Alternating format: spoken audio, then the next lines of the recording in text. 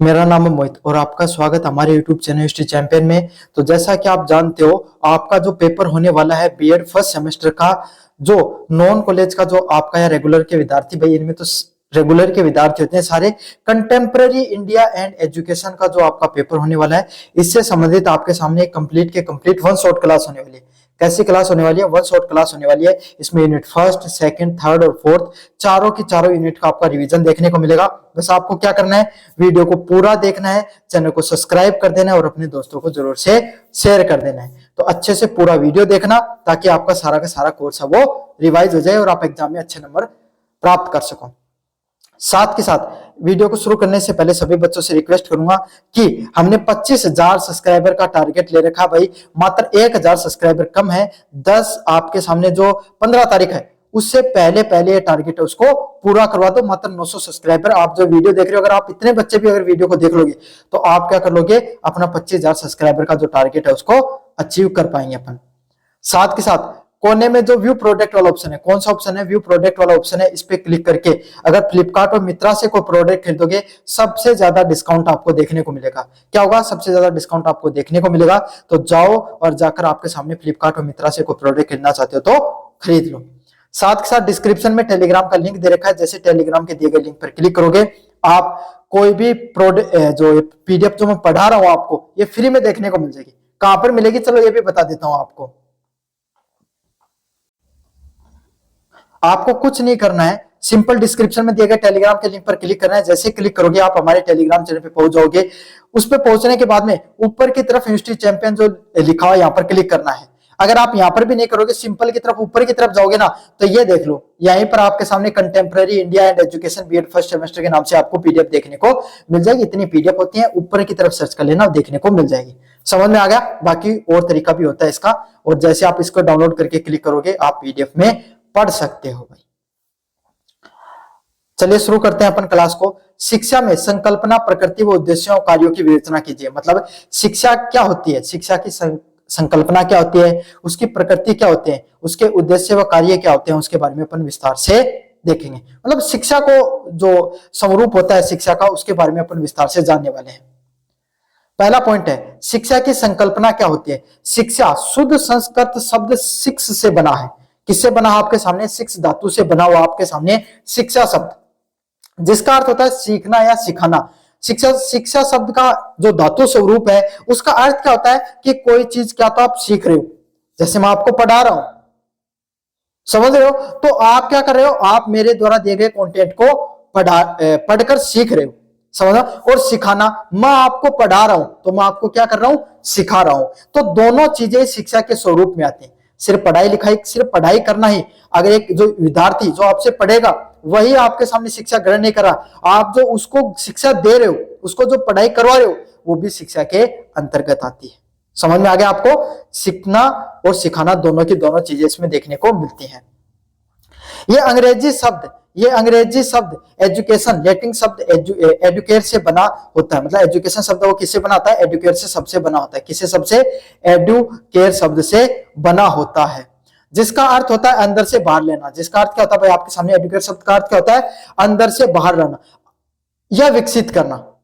अब कोई भी बच्चा है जिज्ञासु बचपन से ही होता है। कभी तो आपने भी बचपन में पूछा होगा कि ये तारे क्यों टिमटिमाते हैं, पंखा क्यों चलता है, बल्ब क्यों जलता है ना, ये बाइक चलती है तो कैसे चलती है, आपके दिमाग में भी ये चीजें आएंगी।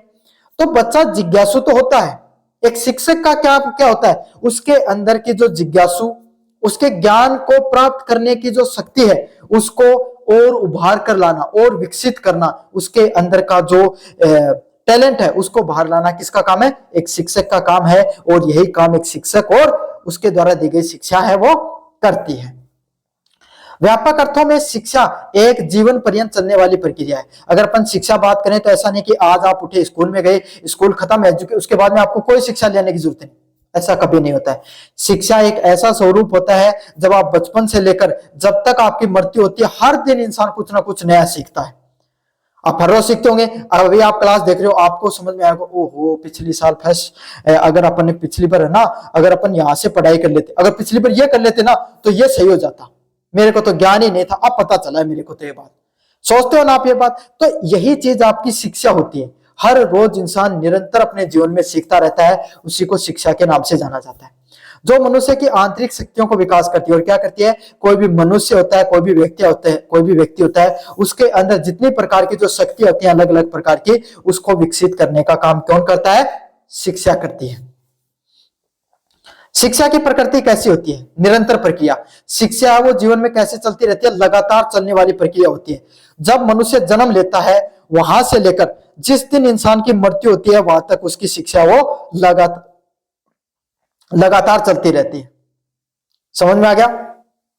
द्विमुखी व त्रिमुखी प्रक्रिया, एडम्स ने इसे द्विमुखी बताया। हर अलग अलग विचारकों का अलग अलग विचार है। एडम्स ने इसने द्विमुखी बताया, दो तरफ से होने वाली प्रक्रिया।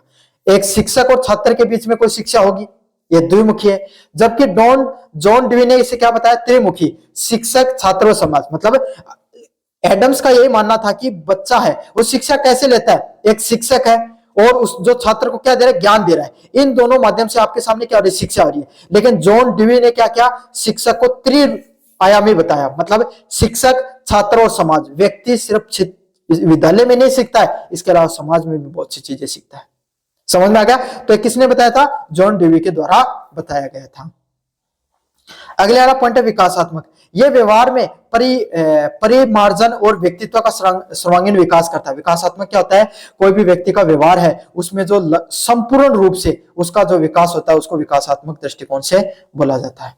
उद्देश्य की बात करें, कोई भी व्यक्ति होता है उसका चरित्र निर्माण करने में मदद करती है। क्या करती है, कोई भी व्यक्ति होता है उसके कैरेक्टर का, उसके चरित्र के निर्माण करने में आपके सामने ये मददगारी सिद्ध होती है। क्या, आपके सामने शिक्षा है ना। आपने संस्कार सीखे, बड़ों से कैसे बोलना चाहिए, कैसे समाज में रहना चाहिए, कैसे बोलचाल करनी चाहिए, ये सब चीजें कहां से सीखते हो, आप अपने समाज से सीखते हो, नैतिक मूल्यों से सीखते हो। तो इंसान का जो नैतिकता है उसका भी विकास करने का काम करती है। जीवन प्रयोजन, व्यक्ति को आर्थिक रूप से निर्भर बनाना। शिक्षा का काम यह होता है सिर्फ शिक्षा देना ही नहीं, बल्कि उस व्यक्ति को इतना मजबूत, इतना सशक्त बना देना कि वो आर्थिक रूप से मजबूत हो जाए और अपने जीवन यापन करने के लिए 2 वक्त की खाना रोटी मतलब भोजन के लिए वो अपना इतने पैसे कमा सके।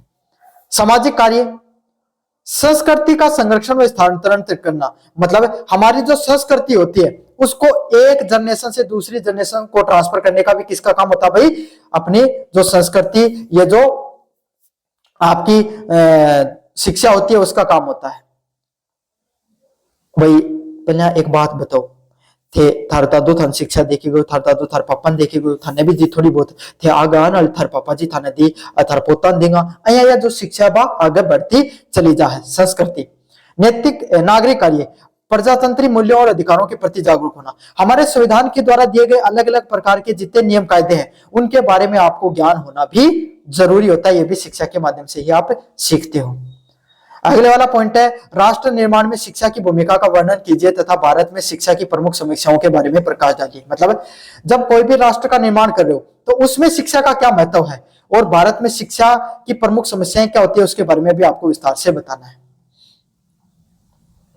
राष्ट्र निर्माण में भूमिका, शिक्षा किसी भी राष्ट्र की प्रगति का क्या होता है, आधार स्तंभ होता है। शिक्षा है वो सबसे जरूरी पहलू होता है आपके सामने किसकी, कोई भी राष्ट्र की प्रगति का। क्या होता है, कोई भी राष्ट्र है उसकी प्रगति का सबसे जरूरी और सबसे महत्वपूर्ण पहलू होता है।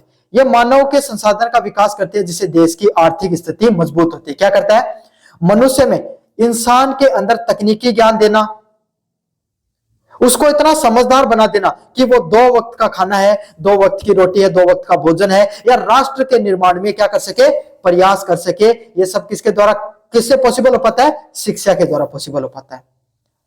यह सामाजिक एकता, वैज्ञानिक दृष्टिकोण और राष्ट्रीय गौरव की भावना जगाकर राष्ट्र को संगठित करती है। क्या करती है, सभी लोगों को, भारत के सभी लोगों को एकजुट करने का काम करती है। क्या करती है, भारत के सभी लोग सामाजिक रूप से एक रहें, वैज्ञानिक रूप से विचारधाराओं को सीखे और राष्ट्रीय गौरव है वो आपके सामने सीखकर क्या करती है, पूरे के पूरे भारत देश को, राष्ट्र को एक करने का काम करती है। कोठारी आयोग ने 1964 से 1966 तक ठीक कहा था, भारत के भाग्य के निर्माता उसकी कक्षाओं में होता है। मतलब एक कोठारी आयोग हुआ शिक्षा से संबंधित, उन्होंने क्या कहा कि भारत का भाग्य का निर्माण कहां हो रहा है, जो कक्षाएं होती हैं, जो विद्यालय होता है, उसके अंदर उसकी क्या होती है, उसकी कक्षाओं में भारत के भाग्य का निर्माता होता है। और एक शिक्षक को वो दर्जा प्रदान होता है, आप जो वीडियो देख रहे हो आपको वो दर्जा प्रदान है कि आप क्या करोगे, भारत के स्वर्णिम इतिहास लिखने में मददगार सिद्ध होगे।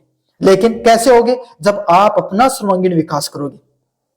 जो ये विषय आपको पढ़ाए जा रहे हैं, ये विषय इसीलिए नहीं पढ़ाए जाते, मैं बार बार बोलता हूं, ये विषय इसीलिए नहीं पढ़ाए जाते हैं कि आप गए, पढ़े, एक दिन पहले सीरीज खरीदी, पढ़ लिया, आरपा थोड़ा सा दिन पहले सी-टेट क्लियर करो, रीट क्लियर करो, फर्स्ट ग्रेड की नौकरी लागा, आरपा के है थारा 30 दिन अखबार में खबर आती डोल रही।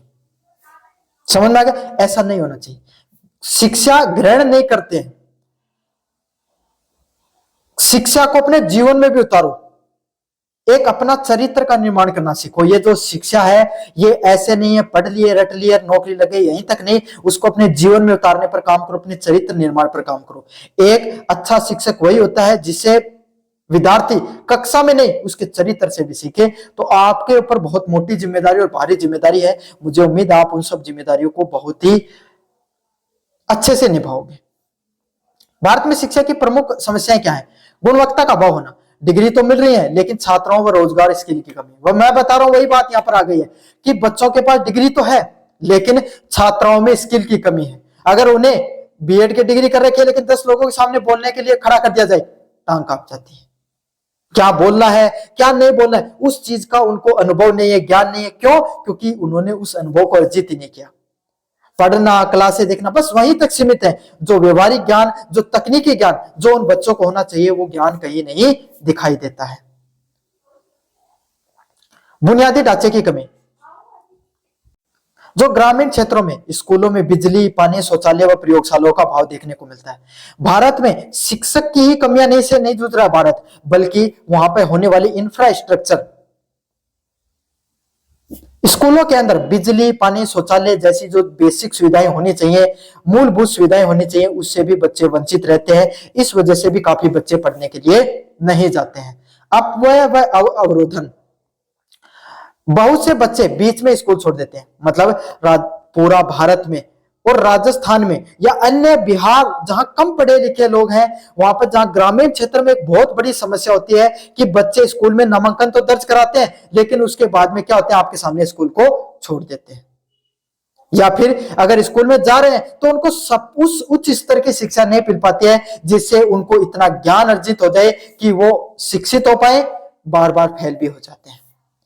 शिक्षित बेरोजगारी, शिक्षा और उद्योगों के बीच में बहुत बड़ी खाई है। आज हर व्यक्ति सरकारी नौकरी के पीछे भाग रहा है। क्यों? क्योंकि लोगों को ज्ञान नहीं। आप किसी उद्योग के पास जाओगे, वहां पर जो लोग आपको हायर करने वाले हैं, जो जॉब देते हैं, वो लोग ये कहेंगे कि इतने कुशल श्रमिक नहीं है, कुशल व्यक्ति नहीं है। और अगर आप बाजार में जाओगे तो बहुत सारे लोग भरे पड़े हैं, उनके पास ज्ञान नहीं है, उनके पास काम की कमी है और काम देने वालों को मजदूर नहीं मिल रहे हैं और मजदूर करने वालों को काम खोजने वाला नहीं मिल पा रहा है। क्यों हो रहा है ऐसा? क्योंकि लोगों के पास जो तकनीकी ज्ञान की जरूरत है वर्तमान समय में वो नहीं है। समझ में आ गया? असमानता, शहरी और ग्रामीण क्षेत्र के बीच में शिक्षा के अंतर में भारी अंतर देखने को मिल रहा है। क्या हो रहा है? शहरी और ग्रामीण क्षेत्र है उसकी जो शिक्षा है, ग्रामीण क्षेत्र के बच्चों को जो शिक्षा मिलती है और शहरी क्षेत्र में लोगों को जो शिक्षा मिलती है उसकी बहुत गहरी खाई है। उच्च शिक्षा कभी नहीं मिल पाती है उन बच्चों को जो शहरी क्षेत्र में मिल पाती है, वो ग्रामीण क्षेत्र में कभी नहीं मिल पाती। स्वामी विवेकानंद और महात्मा गांधी के शैक्षणिक विचारों के आलोचनात्मक विश्लेषण कीजिए।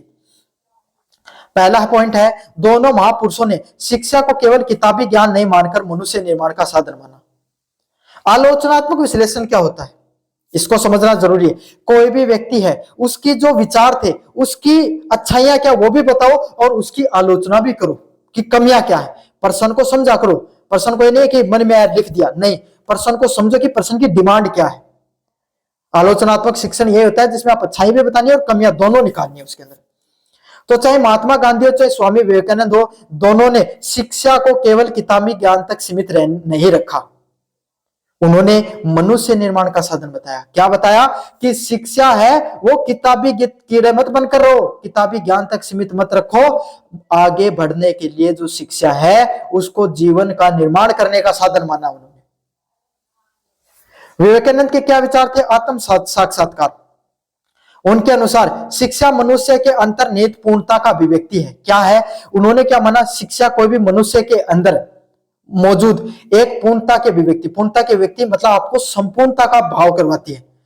पढ़ने बाद में था नया लगा कि भाई जिंदगी में कुछ ज्ञान हो, पहले में थोड़ा समझदार हो, भाई बात है थारा खुद का बारे में ज्ञान कराने को काम करेगी कौन? शिक्षा। किताबी ज्ञान से नहीं, इससे किताबी ज्ञान से आपके काफी बार आप सोचते हो कि भाई मैं तो 10वीं क्लास में साइंस कोर्स पढ़े, अब हमारे आज तक कभी काम को नहीं आया। क्या काम आ भाई? वह पढ़ाई थारो दिमाग विकसित करने में काम आई। समझ में आ गया? कभी आप उस व्यक्ति से मिलना जिस व्यक्ति ने बिल्कुल पढ़ाई नहीं की, और एक उस व्यक्ति से मिलना जिस व्यक्ति ने अच्छी पढ़ाई की, दोनों के सामने बैठना आपको अंतर पता चल जाएगा। वो साइंस कोर्स हो सकता है आपके जीवन निर्माण में, आपकी आर्थिक गतिविधियों में कभी काम नहीं आया, लेकिन उसने जो आपका बौद्धिक विकास किया, उसी के वजह से आप आगे का शिक्षण बेहतर तरीके से कर पाते हो। समझ में आ गया? तो एक टीचर होते हुए आपको छोटे छोटे पहलुओं को भी जानना बहुत ज्यादा जरूरी होता है। अगले वाला पॉइंट होता है चरित्र निर्माण। वे ऐसी शिक्षा चाहते थे जिससे मांसपेशियों की शक्तियां और बुद्धि की प्रखरता है। महात्मा गांधी और स्वामी विवेकानंद का यह कहना था कि बच्चों को आप सिर्फ क्लासरूम तक मत रखो, उनको बाहर निकलने दो, दुनियादारी का नॉलेज, तकनीकी ज्ञान और शिक्षा का बेहतरी की वो बात करते थे। समझ में आ गया? जिसमें मांसपेशियों का भी ज्ञान हो बच्चों को, और पढ़ाई लिखाई बुद्धि का भी आपके सामने अच्छे से ज्ञान हो। धार्मिक और आधुनिक समन्वय। वे वेदांत व आधुनिक विज्ञान पर बल देते थे। वो किस चीज पर जोर देते थे?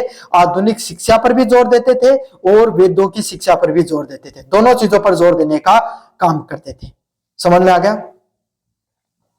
सामने कि महात्मा गांधी के विचार क्या हुआ करते थे? बेसिक शिक्षा 1937 वर्धा योजना। महात्मा गांधी ने 3S हेड, हार्ट और हैंड के विकास पर जोर दिया। हेड मतलब कोई इंसान का बौद्धिक विकास करो, हृदय मतलब इंसान को नैतिकता का ज्ञान होना चाहिए। किस चीज का? नैतिकता का। संस्कार भी होना चाहिए। पढ़े लिखे है, संस्कार क्या कहीं को नहीं, कि काम को कोई काम को करना, तो इंसान में संस्कार भी होना चाहिए। और हैंड मतलब हाथ का स्किल भी आनी चाहिए उसको, उद्योग धंधों का भी ज्ञान होना चाहिए। घणो पढ़े लिखे, घणो संस्कार है, लेकिन 2 रुपये कुछ कमा पाओ के काम को बाद कोई काम को। तो शिक्षा उन्होंने 3S पे जोर दिया, हैंड, 3HS पे। हैंड मतलब दिमाग से विकसित होना चाहिए, हार्ट मतलब नैतिकता का ज्ञान होना चाहिए, संस्कार होने चाहिए, और हैंड हार्ट वाला था, हैंड वाला मतलब उसको कौशल का भी ज्ञान होना चाहिए। स्वावलंबन।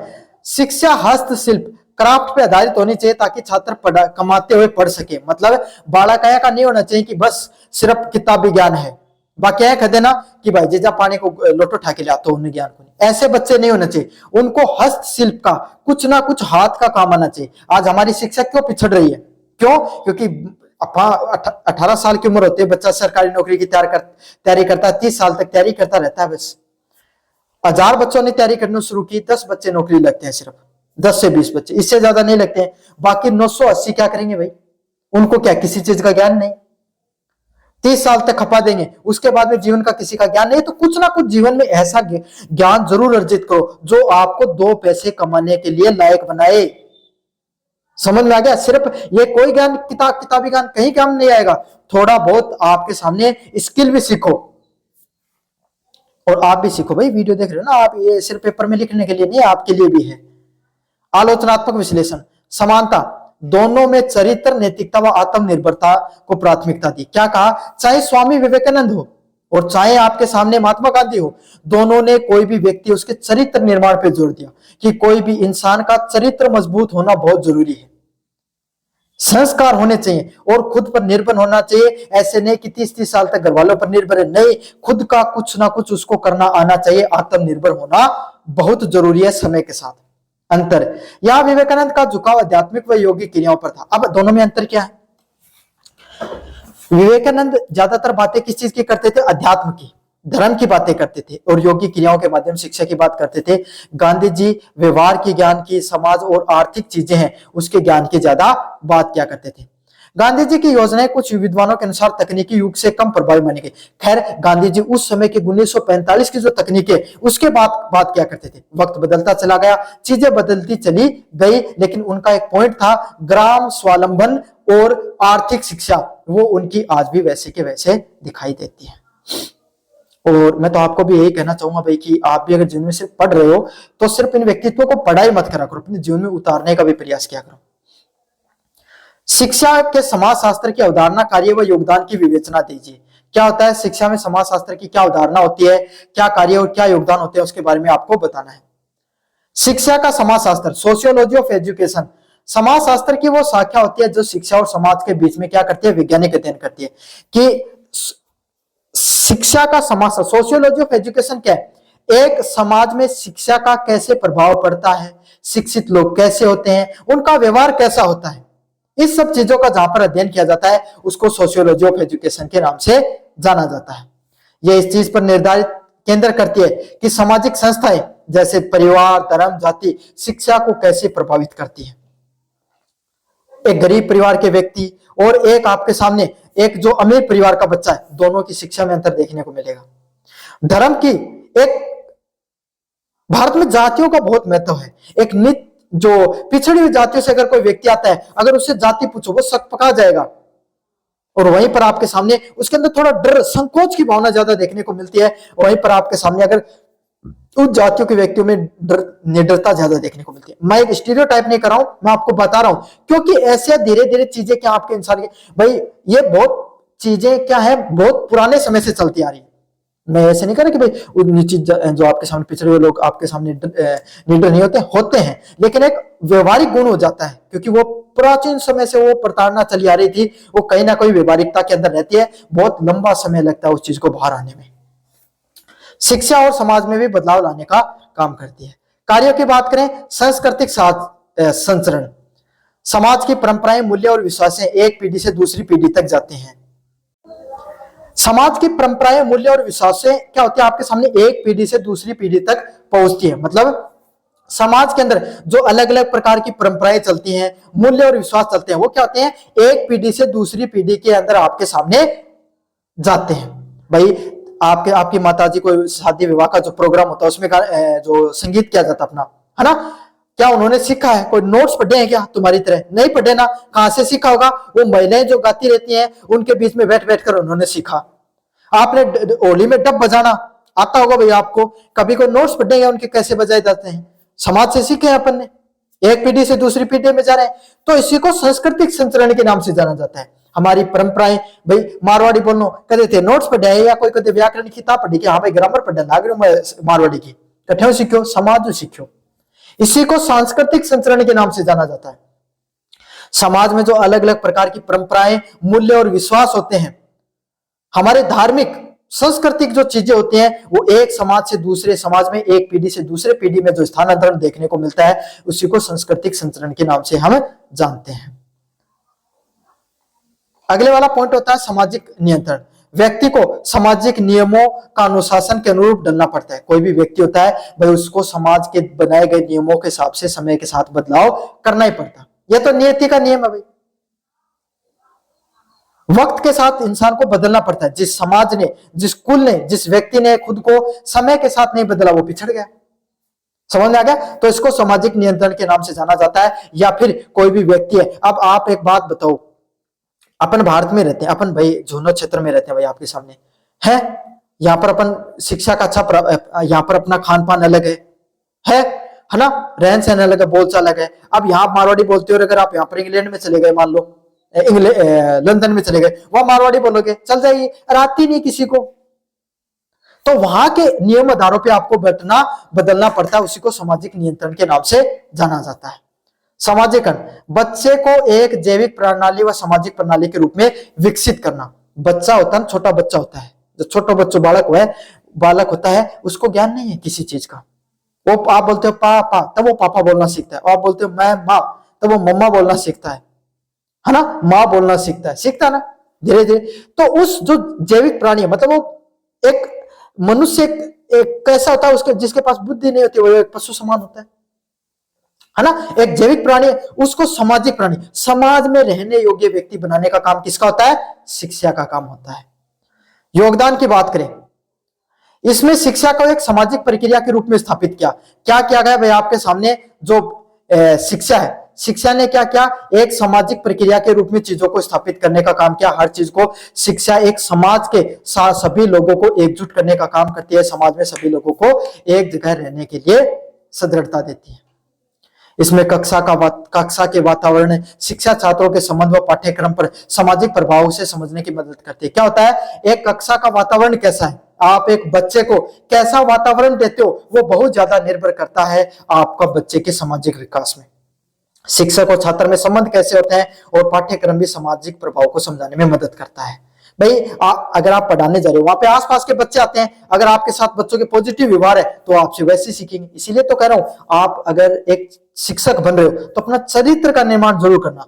पढ़ाई लिखाई में बशर्ते थोड़े कम रह गए, किताबी ज्ञान में कम रह गए, कोई बात नहीं, लेकिन अपने उच्च कुल के चरित्र का जरूर निर्माण करना। एक शिक्षक के अंदर अगर कोई गुण हो तो मेरे हिसाब से सबसे पहला गुण चरित्र का, फिर शिक्षा का गुण होना चाहिए। समझ में आ गया आपको? और हमारे आज के समय में बौद्धिक ज्ञान बहुत है, लेकिन चरित्र का निर्माण बिल्कुल कम है। इसका निर्माण करने पर आपको जरूर जोर देना चाहिए। मुझे उम्मीद आप इन सब चीजों पर जरूर जोर देंगे। देखो, पढ़ाना ये सब चीजें कोई महत्व नहीं रखती हैं। छोटी छोटी चीजें जो आपको पढ़ाई जाती हैं सिलेबस में, इसीलिए पढ़ाई जाती हैं ताकि समझो, उस चीज के लायक बनो। वो पद है ना, उस पद का लायक बनने के लिए सब चीज अब करी जाए। पढ़ाई सिलेबस का कोई महत्व नहीं है। कदे कौन देखोगा थे कि पेडोलॉजी के अनुसार, कदे कौन पढ़ाओगा पेडोलॉजी के अनुसार, कदे थे नोट्स कौन बना के लेके जाओगा, है ना। लेकिन वो प्रक्रिया सिखाता है ये सारी शिक्षा आपको, और मुझे उम्मीद आप इस प्रक्रियाओं को समझोगे। शिक्षा सामाजिक परिवर्तन और सामाजिक गतिशीलता और संस्कृति के अंतर संबंधों की विवेचना कीजिए। शिक्षा सामाजिक परिवर्तन और सामाजिक गतिशीलता और संस्कृति में क्या संबंध होते हैं, उसके बारे में अपन विस्तार से देखेंगे। शिक्षा और सामाजिक परिवर्तन। शिक्षा सामाजिक परिवर्तन का सबसे शक्तिशाली उपकरण है। मतलब शिक्षा होती है ना, वो समाज में हो रहे बदलावों का सबसे शक्तिशाली उपकरण के रूप में उभर कर आती है, जो पुरानी रूढ़ियों को तोड़कर नई वैज्ञानिक सोच को उत्पन्न करती है। क्या करती है, जो आज के समय जो समाज में नई पुराने जो विचारधारा चल रही है, उन सभी विचारधाराओं को तोड़कर नई और वैज्ञानिक सोच को पैदा करने का काम करती है। जैसे सती प्रथा का अंत और महिला शिक्षा। किसकी बात करती है भाई आपके सामने, जैसे सती प्रथा को खत्म करना और महिला शिक्षा है जैसी जो सोच होती है, उसमें जो बदलाव है वो देखने को काम करता है। शिक्षा क्या समाज में बदलाव का काम करती है। समाज में जो रूढ़ियां हैं, समाज में जो कमियां हैं, उनको दूर करके नई विचारधाराओं को, नई विचारों को, नई तकनीकों लाने का काम किसका है, शिक्षा का काम है। शिक्षा और सामाजिक गतिरोध, सोशल मोबिलिटी। गतिशीलता का अर्थ होता है समाज में व्यक्ति की स्थिति, स्टेटस में बदलाव। शिक्षा व्यक्ति के कौशल प्रदान कर निम्न वर्ग से उच्च वर्ग में लाने का मदद करती है।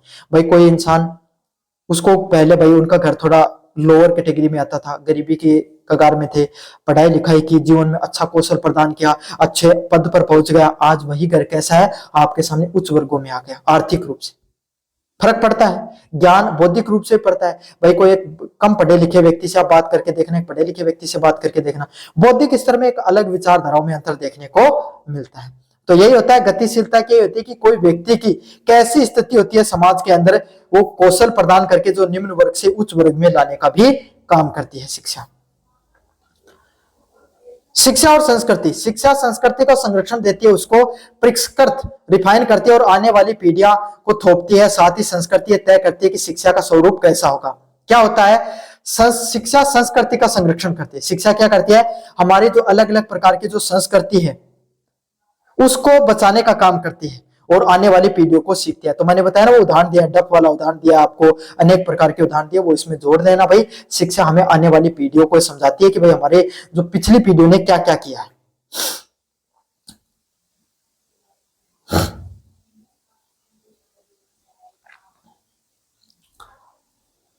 चलिए अगले वाले प्रश्न की तरफ बढ़ते हैं। सामाजिक कौशल के विकास में शिक्षा की भूमिका को बताइए।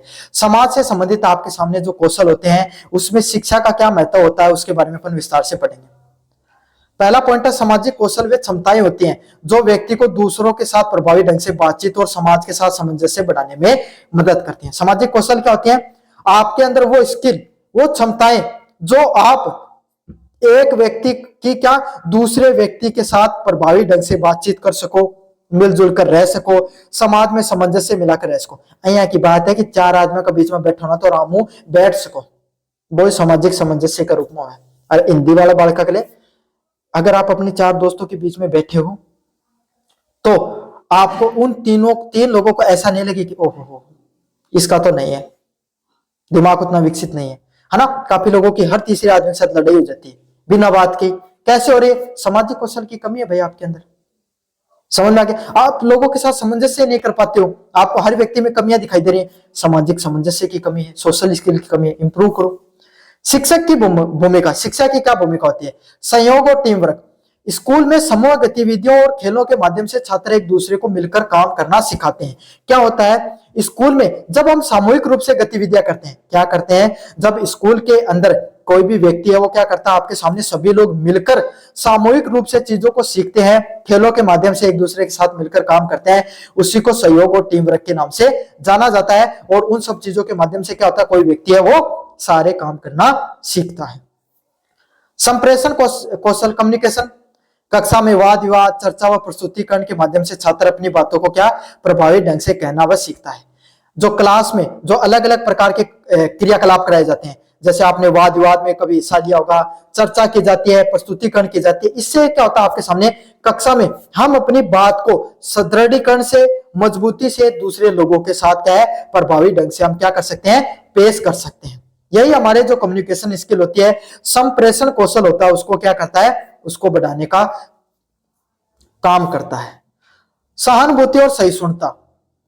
विविध पृष्ठभूमि के छात्रों के साथ पढ़ने से बच्चों में दूसरों के प्रति सम्मान व सहानुभूति का भाव प्रेरित होता है। क्या होता है, जब हम अलग अलग पृष्ठभूमि की, अलग अलग भाषा के बोलने वाले लोग, अलग अलग आपके सामने भाषा को बोलने वाले लोग, अलग अलग आपके सामने संस्कृति के लोग, अलग अलग धर्म के लोग, अलग अलग प्रकार की जातियों के लोग जब आपस में बैठकर पढ़ाई करते हैं तो हम उनकी चीजों को सीखते हैं, समझ, उनकी परंपराओं के बारे में सीखते हैं, उनकी बोलियों के बारे में सीखते हैं, उनकी धार्मिक आस्थाओं के बारे में सीखते हैं। इसीलिए क्या है, हमें दूसरों के प्रति सम्मान व्यक्त की भावना वो बढ़ती है। कहते थे कदे फिफ्थ क्लास में जब देखे हो कि ये तो उस धर्म का आदमी है, वो तो उस जाति का आदमी, सब बराबर है, जहां बैठ के पढ़ा करता है ना, तो सभी को समानता का भाव मिलता है। नेतृत्व क्षमता। छात्र संगठन और मॉनिटर जैसे पदों से माध्यम से छात्रों में जिम्मेदारी देने का भी काम किया जाता है। समझ में आ गया? चलो यूनिट फर्स्ट और सेकंड अच्छे से पढ़ लिया। यूनिट नंबर थर्ड का स्पेशल वीडियो अपन, यूनिट नंबर थर्ड का स्पेशल क्लास अपन देख रहे हैं। भारत में प्राचीन व मध्यकाल व ब्रिटिश कालीन शिक्षा के प्रमुख विशेषताओं का वर्णन कीजिए। क्या भारत में प्राचीन, मध्यकालीन और ब्रिटिश कालीन जो शिक्षा है उसकी क्या क्या प्रमुख बिंदु है, उसके बारे में अपन विस्तार से देखेंगे। भारत में शिक्षक इतिहास बहुत समृद्ध रहा। मतलब भारत में अगर शिक्षा की बात करें तो भारत का शिक्षक का जो शिक्षकों का इतिहास है, शिक्षक का इतिहास है, वो आज से नहीं है, बहुत पुराना इतिहास है। और समय के साथ उसमें क्या है, बदलाव भी देखने को मिले हैं। सबसे पहले शिक्षा निकल कर आती थी प्राचीन काल की शिक्षा, जिसमें वैदिक व बौद्ध धर्म में देखने को मिलती थी। पहले भारत में वैदिक शिक्षा दी जाती थी। शिक्षा गुरुकुल प्रणाली पे आधारित होती थी। किस पे आधारित होती थी? एक गुरुकुल हुआ करता था जिसपे एक गुरु है वो अपने शिष्यों को शिक्षा देने का काम किया करता था। वहां पर अधिकतर अध्यात्म विकास और मोक्ष की प्राप्ति की शिक्षा दी जाती थी। किस प्रकार की? धर्म की शिक्षा अधिकतर दी जाती थी। मनुष्य को अपने जीवन में क्या करना चाहिए, कैसे अंत में आपके सामने मोक्ष व धर्म के आधार से आप क्या कर सकते हो, खुद का विकास कर सकते हो, इस प्रकार की शिक्षा वो दी जाती थी। शिक्षण गौण था। मतलब क्या था? शिक्षण है वो मुख्य रूप से गौण था और अपने संस्कार ज्यादा दिए जाते थे। मतलब शिक्षण है वो आपके सामने मौखिक था, गौण नहीं, मौखिक था। भाई मैंने गलत शब्द का उपयोग कर लिया है। बोलकर सारा ज्ञान है वो किसका कैसे दिया जाता था? बोलकर दिया जाता था और अपने संस्कारों के द्वारा, अलग अलग प्रकार के संस्कारों के माध्यम से दिया जाता था। बौद्ध धर्म में शिक्षा मठों और विहारों में दी जाती थी। बौद्ध धर्म में शिक्षा कहां दी जाती थी? अलग अलग प्रकार के जो मठ हुआ करते थे, विहार होते थे, उनके अंदर शिक्षा दी जाती थी। जैसे नालंदा, यह सभी जातियों के लिए खुली होती थी। मतलब आप कोई भी जाति धर्म किसी भी व्यक्ति हो, आपके लिए आपके सामने शिक्षा प्रदान कर सकते हो मठों के अंदर। इसके जनमानस की भाषा क्या थी? पाली भाषा। कैसी भाषा भाई? पाली भाषा आम लोगों की भाषा हुआ करती थी। फिर समय आता है मध्यकालीन भारत, जिसके अंदर क्या मुस्लिम शिक्षा दी जाती थी।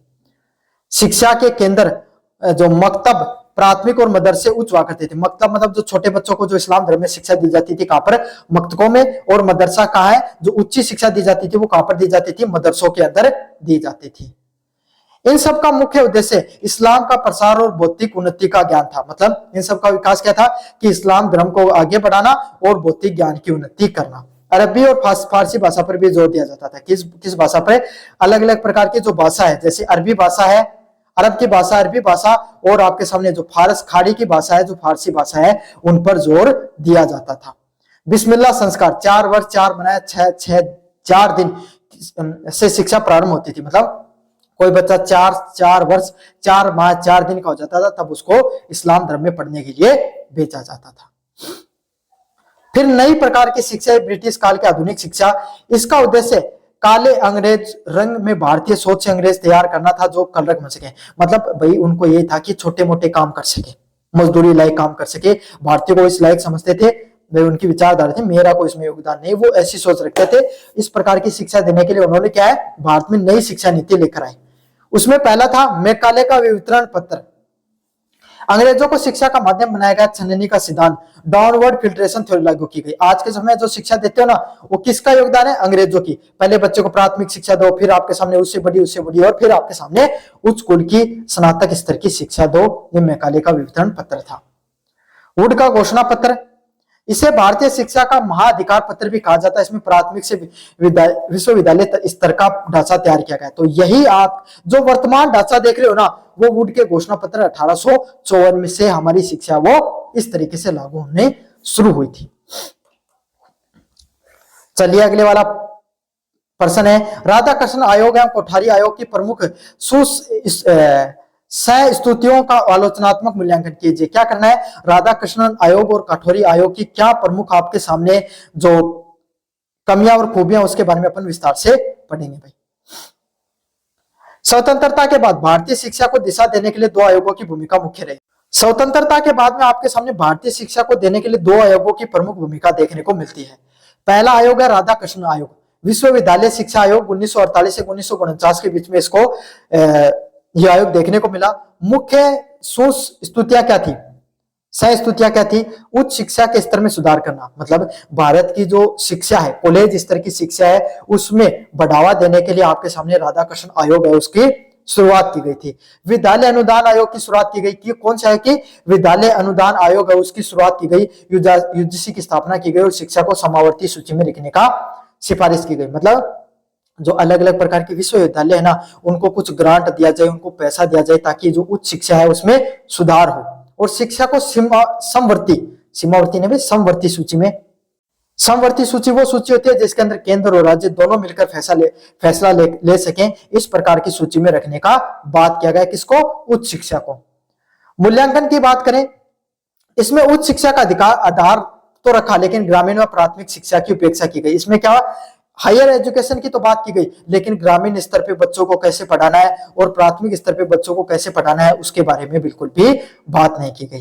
तो इसमें उच्च स्तर की बात तो थी, लेकिन ग्रामीण व प्राथमिक शिक्षा की बिल्कुल भी बातें नहीं देखने को मिलती है। अगले वाला आयोग है कठोरी आयोग, जो 1964 से 1966 के बीच में देखने को मिलता है। कौन सा आयोग, कठोरी आयोग, कोठारी आयोग। मुख्य सुस्तुतियां, 10+2+3 का फॉर्मूला अपनाया गया। 10th मतलब 10th तक एजुकेशन, फिर 2 साल के आपके सामने विषय आधारित शिक्षा और फिर 3 साल की उच्च स्तरीय शिक्षा है, वो कोठारी आयोग के अंदर प्रस्तुतिकरण दिया गया। इसमें शैक्षणिक ढांचा कि हमारे बच्चों को किस प्रकार से अपन शिक्षा का ज्ञान देंगे, उसके बारे में बातचीत की गई। त्रिस्तरीय भाषा, 3 लैंग्वेज, मदर लैंग्वेज हिंदी और इंग्लिश, 3 भाषाओं पर आपके सामने जोर देने की बात की गई। और राष्ट्रीय आय का 6% तक खर्च शिक्षा पर करने का बात किया गया, और ये अभी तक लागू नहीं किया गया है। 1964 में बात की गई थी, अभी तक भी अपन ने 6% तक शिक्षा पर खर्च नहीं किया है। इनका नारा था उत्पादकता से जुड़ी हुई शिक्षा। इस प्रकार की शिक्षा दो जिससे औद्योगिकरण को बढ़ावा मिले।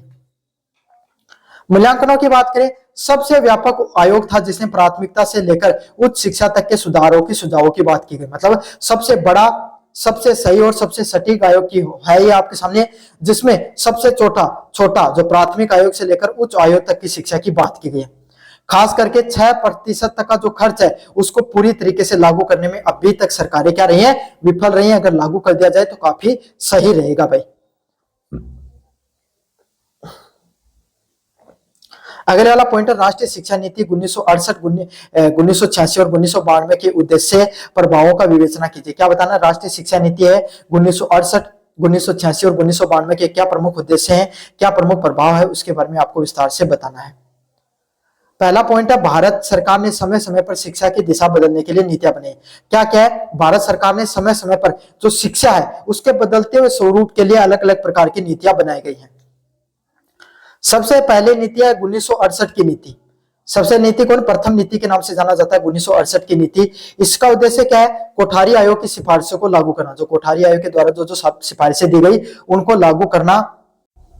लागू करना प्रमुख उद्देश्य है। अनिवार्य एवं मुक्त प्राथमिक शिक्षा और क्षेत्रीय भाषाओं पर जोर देना, मतलब कंपलसरी बच्चों को एजुकेशन दी जाए, प्राइमरी एजुकेशन, और क्षेत्रीय भाषाएं हैं वो भी बच्चों को पढ़ानी जरूरी है। इन सब चीजों पर जोर दिया गया। इसमें राष्ट्रीय स्तर की एक समान शिक्षा प्रणाली की नींव रखी गई। इसमें किसकी बात की गई कि पूरे भारतवर्ष पे क्या होनी चाहिए, एक समान शिक्षा सभी बच्चों को, चाहे वो राजस्थान का हो, चाहे जम्मू कश्मीर, बिहार, उत्तराखंड, कहीं का भी व्यक्ति हो, चाहे साउथ में हो, सभी बच्चों को एक समान शिक्षा दी जानी चाहिए। 1986 की जो नीति होती है राजीव गांधी सरकार के द्वारा लाई गई, इसका उद्देश्य क्या था, शिक्षा को आधुनिकरण व असमानताओं से दूर करना। शिक्षा को क्या है, नई तकनीक से जुड़ना, और उसमें जो कमियां हैं उन सब कमियों को दूर करने के लिए आपके सामने 1986 की नीति लाई गई। प्रमुख कदम, ऑपरेशन ब्लैक बोर्ड, मतलब प्राथमिक स्कूलों की बुनियादी सुविधाएं करना। ऑपरेशन ब्लैक बोर्ड के तहत क्या क्या गया आपके सामने, जो प्राथमिक स्कूल है उसमें बच्चों को हर एक बुनियादी सुविधा जिसकी जरूरत होती है वो दी जाए। नवोदय स्कूलों की स्थापना की गई, और मुक्त आपके सामने मुक्त विश्वविद्यालय इग्नू की भी स्थापना की गई। तो इसमें काफी सुधार किए गए, जो बेसिक सुधार होते हैं उनमें वो सुधार देखने को मिलने लगे। प्रभाव की बात करें, इसमें ग्रामीण क्षेत्र में मेधावी छात्रों को गुणवत्तापूर्ण शिक्षा देने के लिए कंप्यूटर शिक्षा क्रांति की भी शुरुआत की गई। क्या हुआ, ग्रामीण क्षेत्र के जो अच्छे पढ़े लिखे समझदार बच्चे होते हैं उनको अच्छी गुणवत्ता की शिक्षा देने के लिए क्या है, कंप्यूटर शिक्षा की जो क्रांति है उसकी भी शुरुआत कर दी गई। 1992 में संशोधित कार्यक्रम प्रोग्राम ऑफ एक्शन POA की शुरुआत, कौन सी प्रोग्राम की, प्रोग्राम ऑफ एक्शन की शुरुआत की गई। इसका उद्देश्य क्या था, यह 1986 की नीति का संशोधित रूप था। क्या था, जो 1986 की जो नीति रखी गई उसका आपके सामने संशोधित रूप था। इसका उद्देश्य +2 स्तर पे व्यावसायिक शिक्षा देना, मतलब 11th-12th में बच्चों को वोकेशनल नॉलेज देना। जो आज आप पढ़ते हो ना, हर एक जैसे आपने आर्ट ले ली तो आप सिर्फ कला विज्ञान पढ़ रहे हो, अगर आपने कॉमर्स ले लिया तो आप कॉमर्स के बारे में पढ़ रहे हो, और साइंस के बारे में लेते हो तो साइंस बैकग्राउंड के बारे में पढ़ते हो। तो व्यावसायिक शिक्षा के बारे में देने की बात की जाती थी, और अल्पसंख्यकों की शिक्षा पर भी विशेष जोर दिया गया।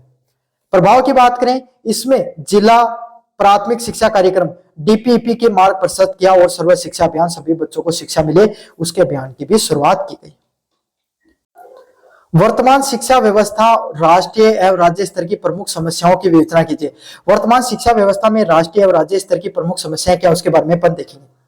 भारतीय शिक्षा व्यवस्था दुनिया की सबसे बड़ी प्रणालियों में से है। क्यों, भारत में बहुत बड़ा देश है, समझ में आ गया। तो भारत में अलग अलग विविधता के लोग हैं, अलग अलग प्रकार की भाषा के लोग हैं, तो सभी लोगों के इस प्रकार की जो शिक्षा देना भारतीय शिक्षा का क्या है, दुनिया की सबसे बड़ी शिक्षा प्रणालियों में से एक है।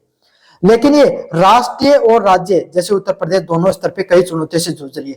आज के अंदर चाहे राष्ट्रीय शिक्षा की बात करें, चाहे राज्यवार, चाहे राजस्थान, यूपी, बिहार, आपके सामने कोई अलग अलग प्रकार के राज्य हैं, सब में जो शिक्षा है उसके स्तर में थोड़े थोड़े कहीं ना कहीं कमियां देखने को मिलती है।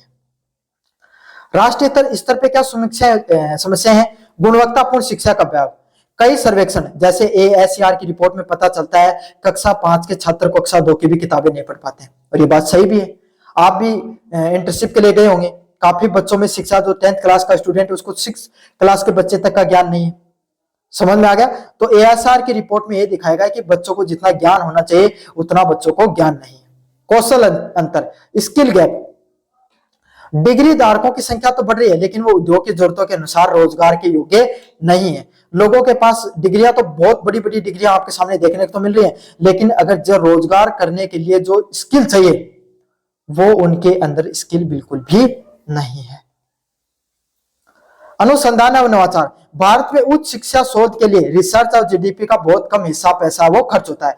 भारत में क्या होता है भाई, आपके सामने शिक्षा पर जितना पैसा खर्च होना चाहिए, जितना रिसर्च और डेवलपमेंट पे पैसा खर्च होना चाहिए, वो पैसा खर्च नहीं होता। 6% का जो कोठारी आयोग के द्वारा आपके सामने जो लक्ष्य दिया गया था, हम उस लक्ष्य को अभी तक भी प्राप्त नहीं कर पाए हैं।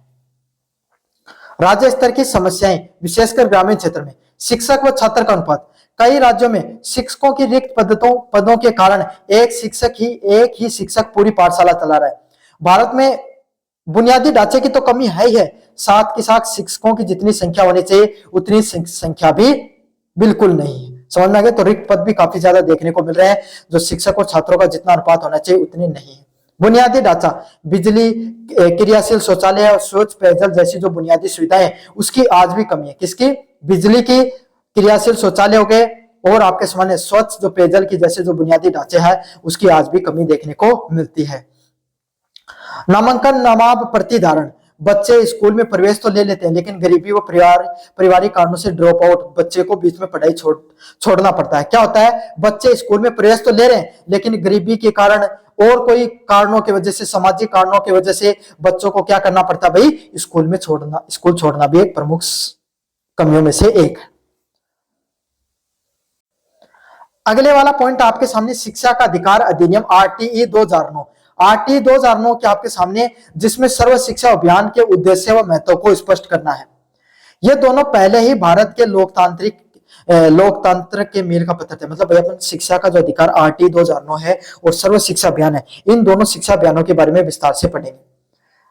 दोनों अभियान भारत के शिक्षा के लोकतंत्रीकरण, मतलब हर बच्चे को शिक्षा मिले उस प्रकार का जो अभियान है उसको आपके सामने पहुंचाने के लिए, हर बच्चे तक, हर घर तक शिक्षा पहुंचाने का जो हमारा लक्ष्य था उसको सिद्ध करने में इनका बहुत बड़ा योगदान है दोनों के दोनों। पहला सर्व शिक्षा अभियान एसएसए 2010 तक 6 से 14 साल तक के बच्चों को प्राथमिक शिक्षा उपलब्ध कराना प्रमुख लक्ष्य था। क्या था? 6 साल से 14 साल तक के जो बच्चे हैं उनको प्राइमरी एजुकेशन, कौन सी एजुकेशन? प्राइमरी एजुकेशन मिलना है, प्राइमरी एजुकेशन प्रोवाइड करवाना जरूरी है। इनका उद्देश्य है सब पढ़े और सब बढ़े, मतलब सभी बच्चों को शिक्षा मिले और सभी जीवन में आगे बढ़े, ये पहला लक्ष्य है। अगले वाला पॉइंट है, इसमें ग्रामीण क्षेत्रों में हजारों नए स्कूल खुलाए गए। मतलब जो ग्रामीण क्षेत्र है इसमें बहुत सारे नए स्कूल खुलाए गए, मिड डे मील योजना लागू की गई और लड़कियों की शिक्षा के लिए कस्तूरबा गांधी स्कूल खोले गए। तो काफी अंतर देखने, काफी चीजें इसमें ऐड की गई। 6 से 16 साल तक के सभी बच्चों को प्राथमिक शिक्षा देना हो गया, चाहे सब पढ़े सब बढ़े जैसा नारा देना हो गया, चाहे मिड डे मील योजना लागू करना हो गया, चाहे ग्रामीण स्तर में और नए स्कूलों को खोलना हो गया, चाहे लड़कियों को शिक्षा देने के लिए कस्तूरबा गांधी विद्यालय को खोलना हो गया। ये सब किसके अंदर प्रयास किए गए? सर्व शिक्षा अभियान है उसके अंदर ये सब प्रयास किया गया। अगला शिक्षा का अधिकार अधिनियम आरटीई 2009। उद्देश्य क्या है? 6 से 14 साल तक के बच्चों को निःशुल्क व अनिवार्य शिक्षा प्रदान करना। शिक्षा का अधिकार, राइट टू एजुकेशन में क्या आपके सामने 6 से 14 साल के बच्चे हैं उनको निःशुल्क फ्री में पढ़ाना और कंपलसरी एजुकेशन देना। ये किस में डाल दिया? मौलिक अधिकारों में डाल दिया। किस में डाल दिया? मौलिक अधिकारों में डाल दिया। और कौन सा मौलिक अधिकार? अनुच्छेद 21 के अंतर्गत ए में डाल दिया। निजी स्कूल में आर्थिक रूप से कमजोर बच्चे ईडब्ल्यूएस के लिए 25% तक क्या की गई आपके सामने? सीटों का आवंटित करना। नो डिटेक्शन पॉलिसी, 8वीं क्लास तक किसी भी बच्चे को आप फेल नहीं कर सकते, जिसमें आप संशोधन हुआ, मतलब थोड़ा उसमें बदलाव देखने को मिला। क्यों? बच्चे भाई आपके सामने इस वजह से पढ़ना, सुधार तो सही किया था लेकिन बच्चे पढ़ने पर जोर नहीं दे रहे थे। शारीरिक और मानसिक दंड नहीं दे सकते बच्चे को, आप डंडे का उपयोग नहीं कर सकते, बच्चे को समझाओ, समझ में आ गया? बच्चे को आप टॉर्चर नहीं कर सकते, बच्चे पर कमेंट नहीं कर सकते कि तू तो कुछ नहीं कर पाएगा, इस प्रकार की चीजें आप नहीं कह सकते हो। शिक्षा को उपकार की बजाय शिक्षा को अधिकार में बदल दिया गया, जिसका समाज का अंतिम व्यक्ति क्या है? शिक्षा तक उसकी पहुंच वो सुनिश्चित हो सके। तो बच्चों ये था जो आपका paper contemporary India and education. कैसा लगा वीडियो जोर से बताना, चैनल को जोर से सब्सक्राइब कर देना। धन्यवाद।